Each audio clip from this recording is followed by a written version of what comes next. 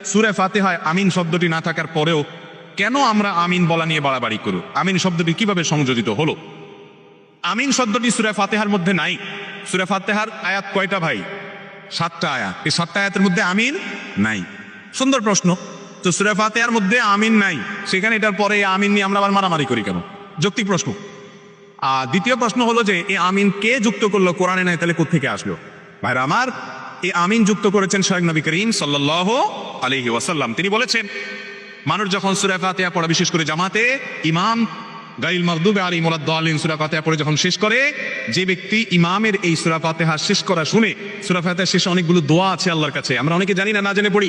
আল্লাহ আমাকে সঠিক পথে পরিচালিত করেন। কত যুবক, কত মানুষ ভুল পথে গিয়ে জাহান্নামে চলে যাবে, আমি যেন সঠিক ট্র্যাকে জান্নাতের পথে রুটে থাকতে পারি। দোয়া আছে।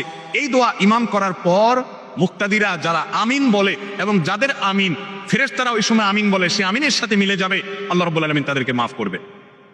ভাইরা আমার, তাদের জন্য পুরস্কার রয়েছে, সুসংবাদ রয়েছে। এই জন্য এই সূরা ফাতিহার পরে আমিন বলার কথা স্বয়ং কে বলেছেন? রাসূল করিম সাল্লাল্লাহু আলাইহি ওয়াসাল্লাম। এটা কোরআনের অংশ না, কিন্তু সূরা ফাতিহার পরে আমিন বলা সুন্নাহ। সূরা ফাতিহার পরে আমিন বলা কি ভাই? সুন্নাহ। এখন জোরে বলবো নাকি আস্তে বলবো? উভয় রকমের হাদিস আছে। ওয়াইল ইবনে হুজর রাদিয়াল্লাহু তাআলা আনহু থেকে এটা নিয়ে গন্ডগোল করার কথা হাদিসে ভাই।